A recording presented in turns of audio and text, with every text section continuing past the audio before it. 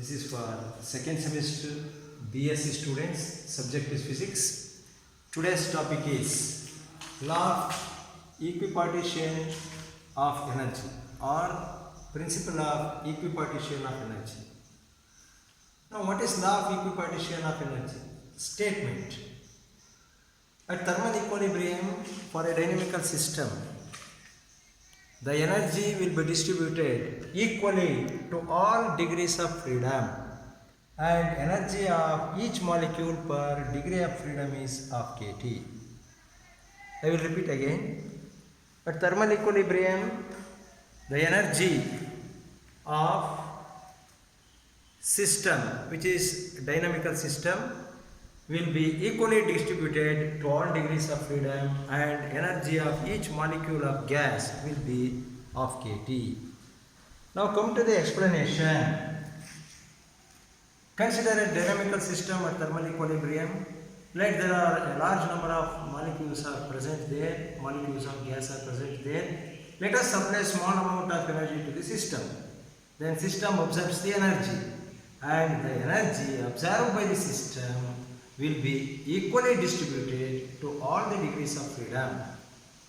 It will be equally distributed to the degree of freedom along x-axis, and another degrees of freedom along y-axis, and another degree of freedom along z-axis. So the energy supplied to a dynamical system at thermal equilibrium will be absorbed and equally distributed to all the degrees of freedom.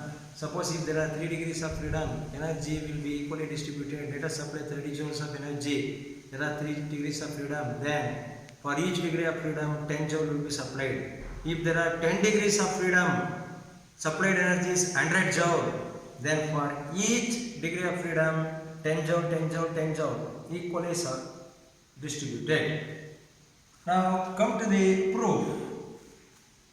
We have to prove the law of equipartition of energy. For that, consider a dynamical system consisting a large number of molecules. According to kinetic theory of gas, molecules are moving in random direction and they undergo random pollutions. Consequently, they move with different velocities. Let C be the average velocity of a molecule of gas. Then, square of the average velocity is given by C square is equal to Vx square plus Vy square plus Vz square, where Vx is component of velocity along x-axis, component of velocity along y-axis, component of velocity along z-axis. So C square is equal to Vx square plus Vy square plus Vz square. At thermal equilibrium, component of velocity along all 3 axes will be same.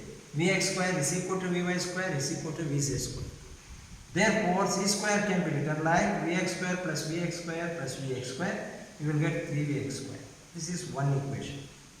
Suppose if you substitute all the 3 as Vy square plus Vy square plus Vy square, you will get 3Vy square.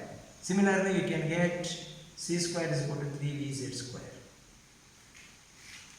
Now we know that from kinetic theory of gas, this equation PV is equal to 1 by 3 mNac square, where Na is the Avogadro number, m is the mass of each molecule. This equation can be arrived from kinetic theory of gas.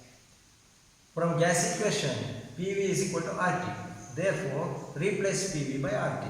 RT is equal to 1 by 3 mNac square. Cross multiply Na, R divided by Na into T is equal to 1 by 3 mc square. Here, R is universal gas constant, Na is Avogadro number. Therefore, the ratio R divided by Na will give you a constant which is nothing but Boltzmann constant. Therefore, kT is equal to 1 by 3 mc square. So, for x-axis, kT is equal to 1 by 3 m into c square. Replace c square by 3Vx square for x-axis. If you want for y-axis, it should be replaced by 3Vy square. If you want z-axis, it should be replaced by 3Vz square. Since I am calculating for x-axis, replace it by 3Vx square, 3 gets cancelled, mvx square. Divide this equation by 2 on both sides. You will get half kT is equal to half mvx square. Half mv square is nothing but the kinetic energy. Therefore, half mvx square is nothing but the energy. Since here vx is there, I write ex. Ex is nothing but energy of molecule along x-axis. Therefore, energy of molecule along x-axis is equal to half kT.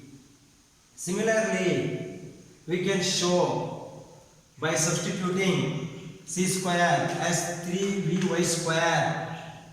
Vy is equal to half kT. This is nothing but energy of molecule along y-axis. Ez is equal to half kT. This is nothing but energy of molecule along z-axis. From these three equations, Ex is equal to Ey is equal to Ez. This means energy of molecule along x-axis, 1 degree of freedom, is equal to energy of molecule along y-axis, another degree of freedom, is equal to energy of molecule along z-axis. It is energy of molecule along another degree of freedom. So there are 3 degrees of freedom in this case. One is x-axis and another corresponds to y-axis and another corresponds to z-axis. But energy along all the 3 degrees of freedom remains same. Now total energy can be obtained by adding all these 3 equations, half kT plus half kT plus half kT. Totally is equal to 3 by 2 kT.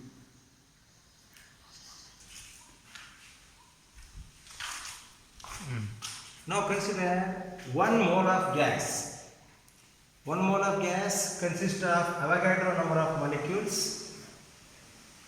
Now total energy of a molecule of gas we have already obtained E is equal to 3 by 2 kT. Suppose if there are 1 mole of gas, then total energy of 1 mole of gas is equal to energy of each molecule into total number of molecules present in it. Energy of each molecule into total number of molecules present in it. Total number of molecules present is nothing but Avogadro number. E is the energy of each molecule. Therefore, 3 by 2 kT into Na. Now, K into Na. Group it together. 3 by 2 K into Na. But K into Na, Boltzmann constant into Avogadro number is nothing but universal gas constant. Therefore, we can write U is equal to 3 by 2 Kna can be replaced by R into T. So total energy of 1 mole of a gas or total energy of all the molecules present in 1 mole of gas is given by this relationship. U is equal to 3 by 2 RT. Thank you.